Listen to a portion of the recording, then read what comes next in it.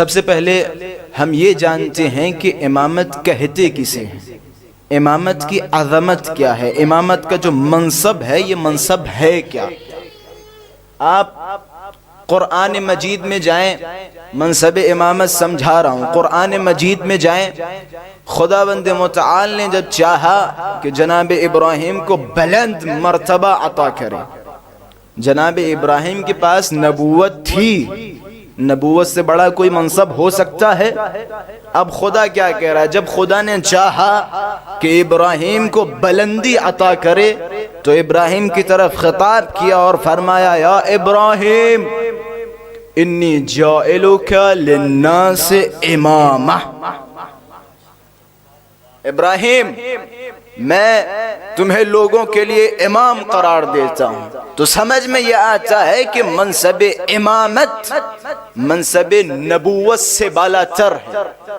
پھر آپ قرآن میں جائیں، اسی طریقے سے جو آیت ہم نے اپنے سرنامہ سخن قرار دی ہے، خداوند متعال نے رسول اللہ کی طرف خطاب کیا، وہ رسول کہ جس نے اتنی مشقتیں اٹھائیں، اتنی زحمتیں برداشت کیں، لوگوں نے پریشان کیا اور آخر میں نعرہ لگایا کہ جتنا مجھے پریشان کیا گیا، جتنی مجھے اذیت دی گئی، کسی بھی نبی کو اتنی اذیت نہیں دی گئی۔ راہ تبلیغ میں لوگوں نے پریشان کیا، کوڑا ڈالا گیا، کچرا ڈالا گیا، اور بہت سارے قصات، بہت سارے واقعات، یہاں تک کہ لوگوں نے اپنے چھوٹے چھوٹے بچوں کو معین کر دیا تھا کہ جب رسول اعظم تشریف لائیں تو انہیں اذیت پہنچائی جائے، انہیں پریشان کیا جائے۔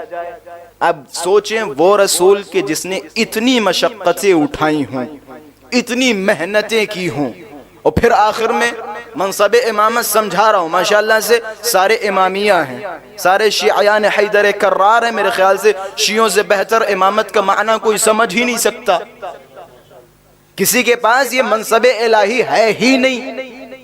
وہ رسول کے جس نے اتنی محنتیں، اتنی مشقتیں اٹھائیں، اور آخر میں خدا خطاب کر رہا ہے یا ایھا الرسول بلغ ما انزل الیک من ربک، اے رسول پہنچا دو، کیا پہنچاؤ؟ وہ پیغام جو تمہیں تمہارے خدا کی طرف سے دیا گیا ہے۔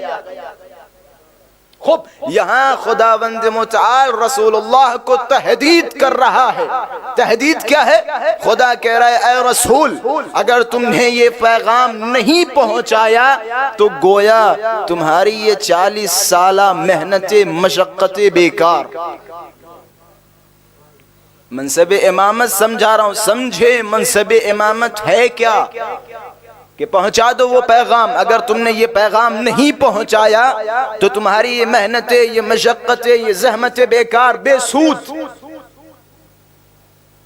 اور پھر جب رسول اللہ نے غدیر کے میدان میں اپنے صاحب، اپنے ولی، اپنے وصی کے ہاتھ کو اپنے ہاتھوں پہ بلند کیا، یا خود روایتوں کے مطابق خود ذات سے امیر المؤمنین کو ہاتھوں پہ بلند کرنے کے بعد فرمایا من کنت مولا فہذا علی مولا، جس کا میں مولا ہوں اس کے یہ علی مولا ہیں۔ جب اعلان ولایت رسول اللہ نے غدیر خم میں کیا تو پھر آیت نازل ہوئی اليوم اکملت لکم دینکم واتممت علیکم نعمتی، آج وہ اسلام آیا ہے کہ جس اسلام سے میں راضی ہوں۔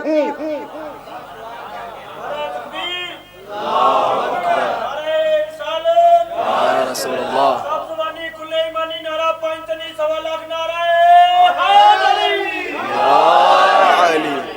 گویا خدا کہہ رہا ہے رسول وہ اسلام کے جس کی تم تبلیغ کر رہے تھے نا، وہ اسلام تھا، لیکن ہم نے مکمل ہونے کی مہر نہیں لگائی، مہر تب لگائی جب اسلام میں ولایت علی داخل ہوئی۔ قرآن کی سیدھی سیدھی آیت ہے نا، کوئی حدیث نہیں جو آپ کہتے ہیں جعلی ہے، یہ نقلی ہے، یہ فلاں ہے فلاں، قرآن کی سیدھی سیدھی آیت ہے۔ جائیں آپ اہل سنت حضرات کی تفاسیر اٹھائیں اور دیکھیں یہ آیت کب نازل ہوئی، کس کی شان میں نازل ہوئی۔ اگر میں کہوں کہ علماء یہ اہل سنت کا اتفاق ہے تو غلط نہ ہوگا۔ اکثر بلکہ اکثر 90% علماء اہل تسنن نے اپنی تفاسیر میں لکھا کہ یہاں الیوم اکملتو کی آیت اس وقت نازل ہوئی کہ جب رسول اللہ نے امیر المؤمنین کو اپنا جانشین بنایا، گویا خدا نے اپنی مہر لگا دی اور کہ جاؤ آج کے بعد ہم نے اسلام کو مکمل کر دیا اور ہم اس اسلام سے راضی ہو گئے۔ یہ ہے امامت، یہ ہے منصب امامت۔